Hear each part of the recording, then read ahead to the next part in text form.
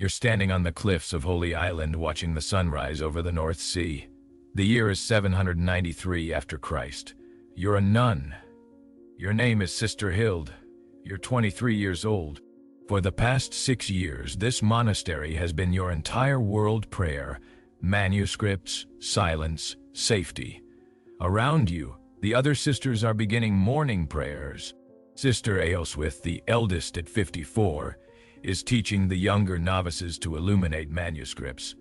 Sister Edgeth is tending the herb garden. The smell of bread baking in the monastery kitchen mixes with sea salt and incense. This is the most sacred place in Northumbria. Kings are buried here. Scholars come from across Christendom to study in the library. The monastery holds illuminated gospels worth a kingdom's ransom. You feel safe here, protected by God and the sea. Then Sister Mildred, on the wall keeping watch, begins to scream. If you believe that the documented records of history's most terrifying moments must be remembered, consider liking this video and subscribing. Your support helps uncover the accounts that were buried for centuries. Picture what you see next. On the horizon, shapes emerge from the morning mist. Not one ship, not two, 7 longships, their dragon-head prows cutting through the water like knives. The monastery bells begin ringing the alarm. You've heard stories, whispers from traders about raiders from the north. But those were just stories. These aren't stories. The ships beach on the sand below the monastery. Men pour out, not like any men you've seen before. Tall, bearded, carrying axes that catch the morning light. You can hear Abbess Quenber ordering the younger sisters inside. The monks are barring the doors. Someone is hiding the most valuable manuscripts. There are 31 nuns in the monastery, 47 monks, against perhaps 200 raiders. The mathematics of this moment are brutal. Act 1. The breaking of the sanctuary. Here's what you need to understand about Viking raiding strategy in 793. This wasn't random violence. The Lindisfarne raid was the product of careful reconnaissance. Norwegian scouts had been mapping the Northumbrian coast for months, identifying wealthy, undefended targets. Monasteries were perfect. Isolated, rich, pacifist. The Vikings reached the monastery doors within minutes. The wooden bars that protected against wolves and storms don't stand against men who've spent their lives breaking shield walls. The doors shatter. Think about what happens psychologically in this moment. Your Sister Hild. You've spent 6 years in prayer and contemplation.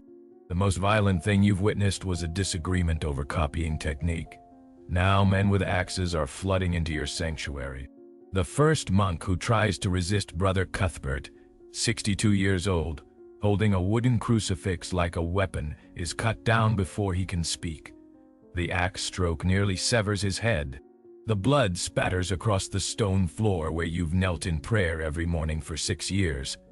This is your introduction to Viking warfare. According to the Anglo-Saxon Chronicle, the primary contemporary source, the Vikings' first objective was systematic intimidation.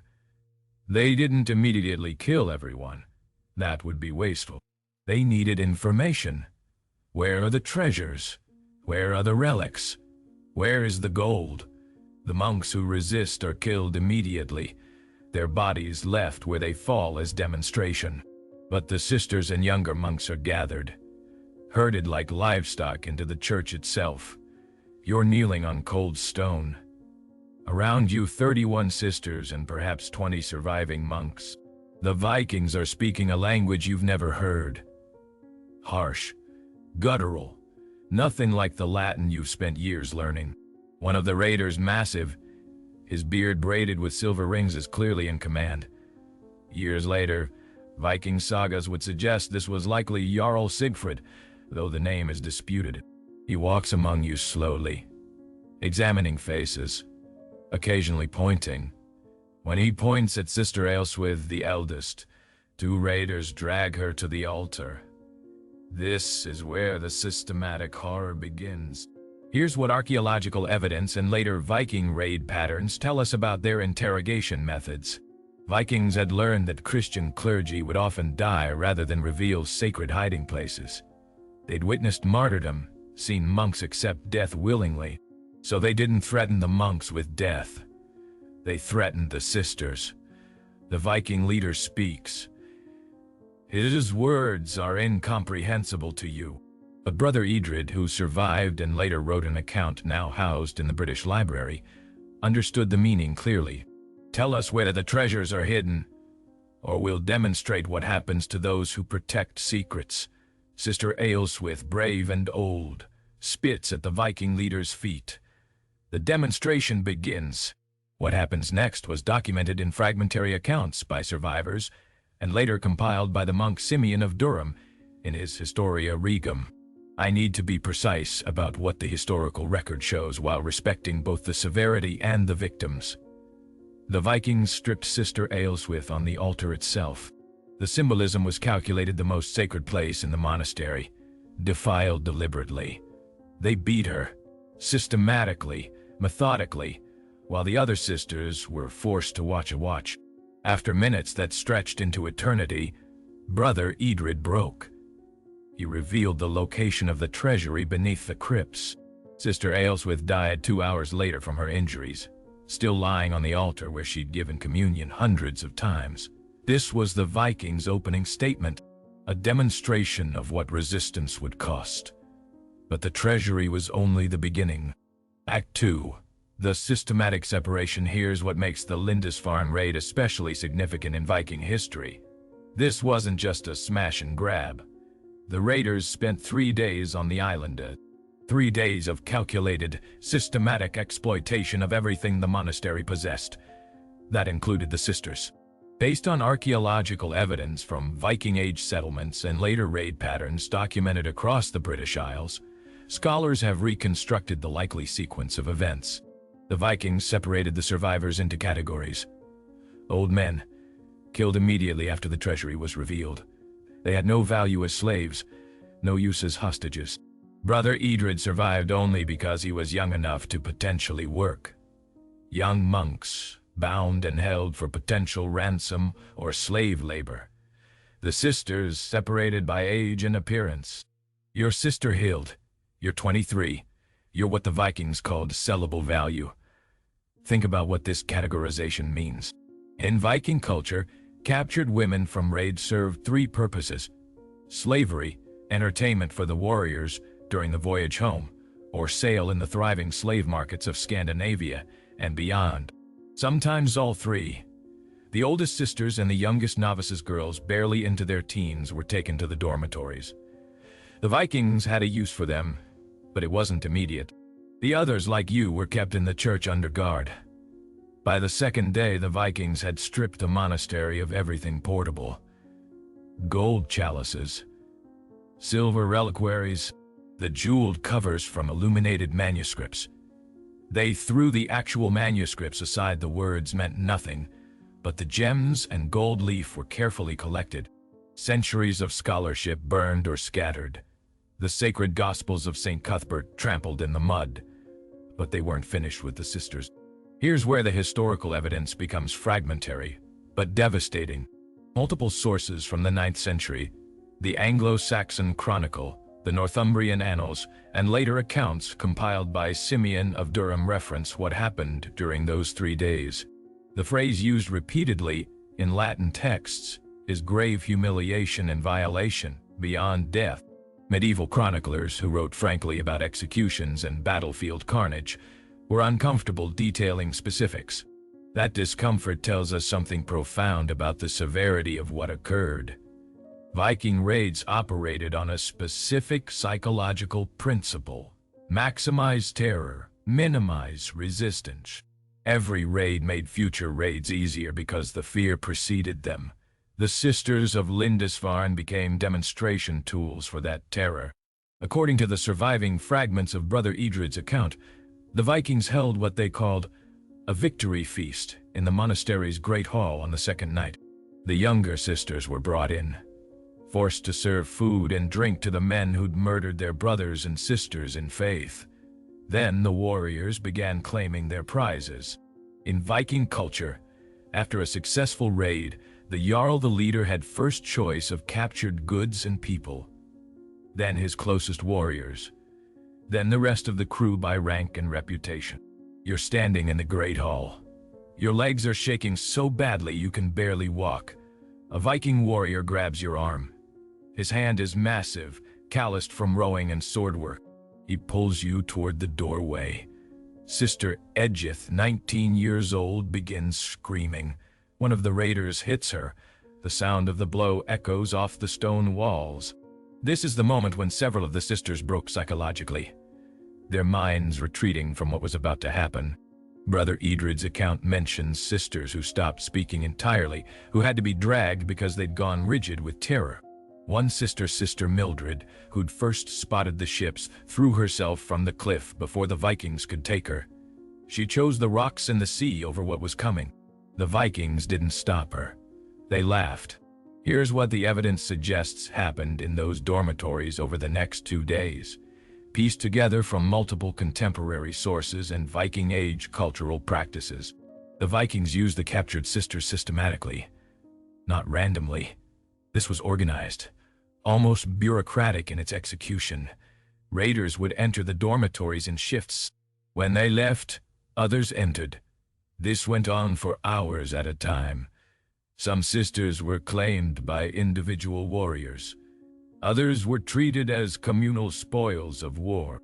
Viking culture made distinctions between owned slaves and crew property. Your sister Hild. You're lying on cold stone in a cell where you once slept in peace. You can hear other sisters crying, praying, eventually, just breathing. By the 3rd day, several sisters had died.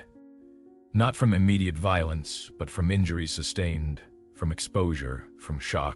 Medieval bodies, especially those of cloistered nuns who'd never known physical hardship, weren't built to survive this level of trauma. Sister Merwin, 17th, died sometime during the 2nd night. Her body was found by other sisters in the morning. The Vikings dragged her corpse outside and threw it with the murdered monks. No burial, no prayer, just bodies in the mud. If this moment in history doesn't move you to understand the documented realities of the Viking Age, you might be missing why this raid changed everything. The brutality wasn't an accident. It was the point. Act 3. The selection and the ships on the morning of the 4th day, June 11th, 793 after Christ. The Vikings prepared to leave, but they weren't leaving alone. Here's what happened to captured populations during Viking raids, based on extensive archaeological and historical evidence. The raiders had to make calculations. Their longships had limited space. Every person taken meant less room for treasure. But slaves had value in Scandinavian and Arabic markets. Healthy young women could be sold for significant sums. The Vikings forced all surviving sisters and younger monks into the monastery courtyard. Then came the selection. The process was chillingly practical. Warriors examined teeth, checked for disease, assessed physical condition. Like livestock evaluation, Sister Quenber, the abbess, 48 years old, tried to intervene, tried to protect the younger sisters. A Viking warrior struck her with the haft of his axe. She fell, her skull fractured. She was alive, but barely conscious. They left her there in the courtyard. The Vikings had decided she wasn't worth the cargo space. Out of 31 sisters, the Vikings selected 12 to take with them. The youngest, the healthiest, those deemed most marketable. Your sister Hild, you're one of the 12. Think about what this means. You're being chosen not because you're wanted, but because you're valuable. Your cargo, merchandise. The sisters being left behind were crying, not in relief, but in grief. Many of them knew what would happen to those taken was potentially worse than death. Sister Edgith, selected for the ships, tried to run. She made it perhaps 20 feet before a Viking caught her. They bound her hands and feet, carried her to the ships like a rolled carpet. Several other sisters had to be physically dragged. One of the monks, Brother Osric, 24 years old, also selected for slave labor, fought so hard they broke both his arms before forcing him into the ship. The ships launched at high tide. As they pulled away from the shore, you could see the monastery burning. The Vikings had set fire to the wooden buildings. Smoke rose into the sky like a black pillar. The stone church survived, but everything else was ash. The voyage to Scandinavia took approximately 2 weeks, depending on winds and weather.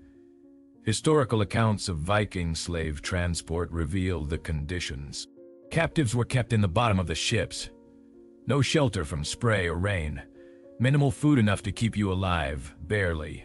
You were valuable merchandise. The Vikings wanted you alive at market, but they also wanted you broken. During the voyage, the pattern from the monastery continued. The sisters weren't left alone. Warriors would descend into the lower deck, sometimes alone, sometimes in groups. By the time the ships reached Norway, 2 more sisters had died. One from injuries that became infected. Another simply stopped breathing one night, what we'd now recognize as death from shock and trauma. Sister Edith tried to throw herself overboard. The Vikings caught her, bound her more tightly. They didn't kill her. Damaged merchandise brought lower prices, but dead merchandise brought nothing. Your sister Hild. You survived 2 weeks in hell. You smell of salt and blood and despair. You haven't spoken in days. Your mind has gone somewhere else. Somewhere safe. Somewhere that isn't this ship. This is how you survive. Act 4. The market. Here's what happened to captured Christian women in Viking slave markets. The evidence comes from multiple sources. Arabic travelers who visited Scandinavian trade centers, archaeological findings at sites like Hedeby and Birka, and later medieval accounts of recovered captives. The Vikings operated sophisticated slave networks. Captives from Britain and Ireland were valuable commodities. Christian slaves were exotic in pagan Scandinavia, and especially prized in the Islamic trade routes extending into the Middle East. When the ships docked at a Norwegian port, likely Kolping, based on the time frame the surviving captives were offloaded. Your sister Hild. You can barely stand. The Vikings pull you from the ship, force you to walk through the town. People stare. Norse women, children, merchants. Your entertainment now. Proof of successful raiding. The Christian nun in torn robes, stumbling through a pagan town. The slave market was systematic and organized. Scandinavian slave trading was a major economic force.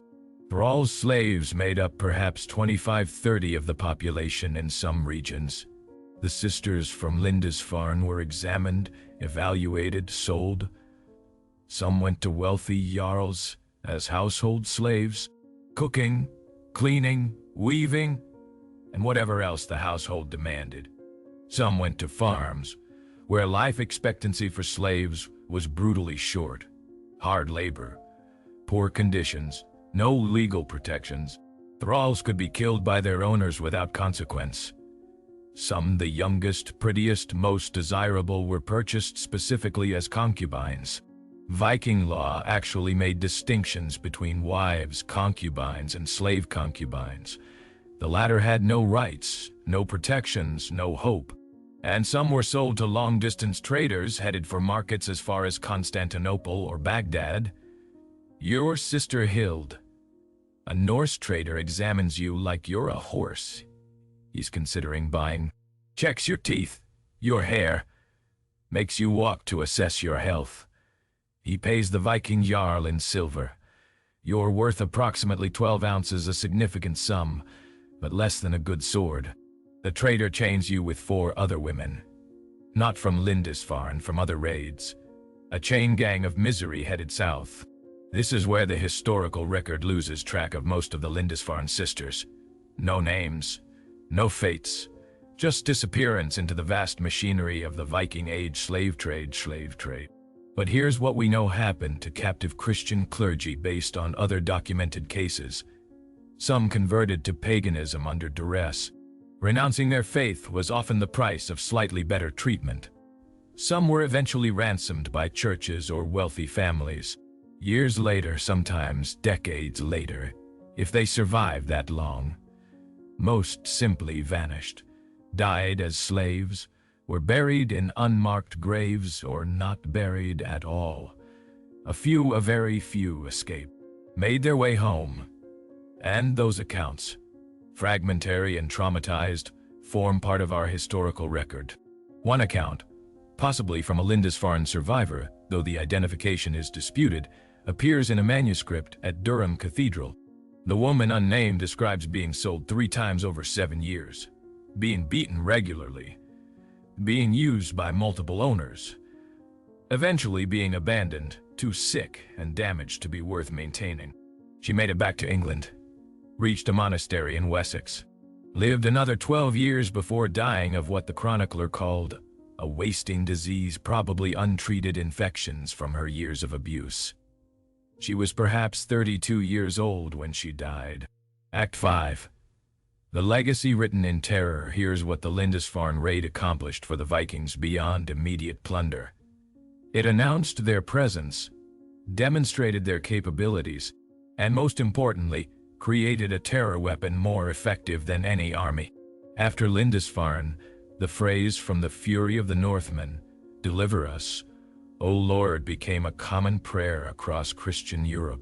Monasteries that had stood undefended for centuries suddenly needed walls, fortifications, guards. Coastal communities lived in constant fear. The sight of ships on the horizon caused panic. Entire villages were abandoned as populations moved inland. The Vikings had successfully weaponized reputation. Often they could extract tribute simply by appearing.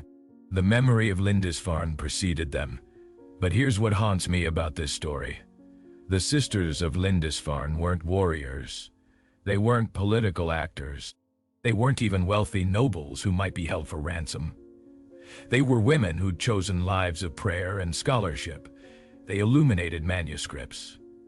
They grew herbs. They sang hymns. And they were systematically destroyed spiritually, psychologically, physically, not because of who they were, but because of where they were and what they represented.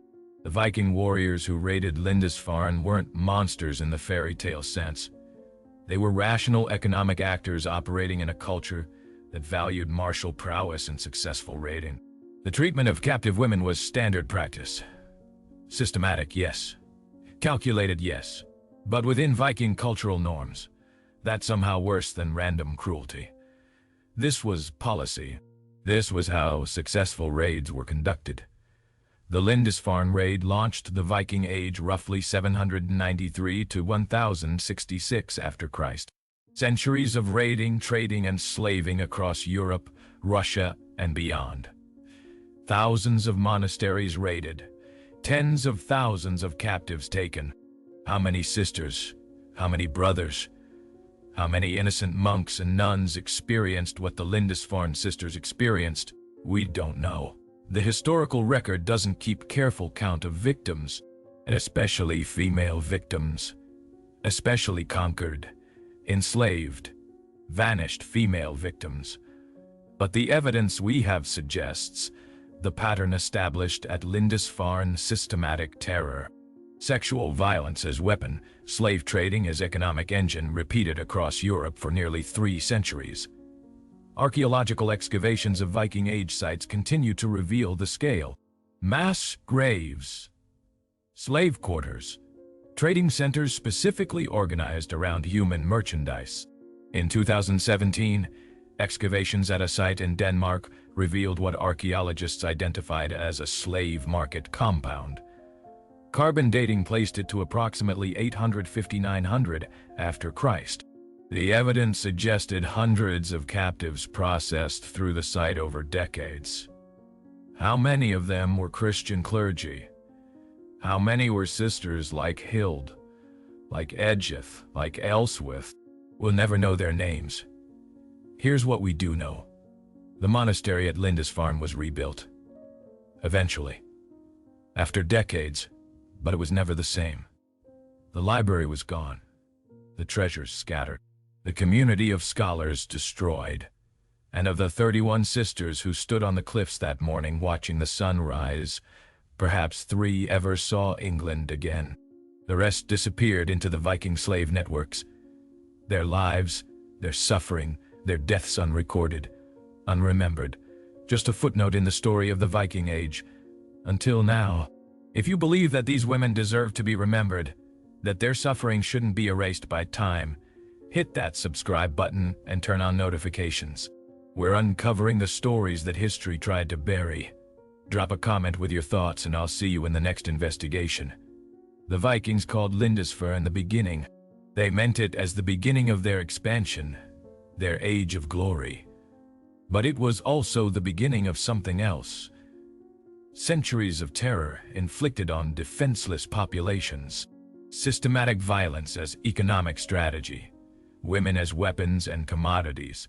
When we talk about the Viking Age, we often focus on their ships, their exploration, their culture. We need to remember the sisters of Lindisfarne too. Because their story, the story of what systematic conquest actually means for non-combatants, especially women, is the story that empires don't want told. The monastery still stands today. You can visit Holy Island, walk the same cliffs where Sister Hild watched the sunrise that morning. The ruins are beautiful. Peaceful, tourist-friendly. But if you stand there at dawn and listen carefully, some say you can still hear the monastery bells ringing the alarm. A warning that came too late, and echoes of prayers spoken by women whose names we've lost, but whose suffering we must remember.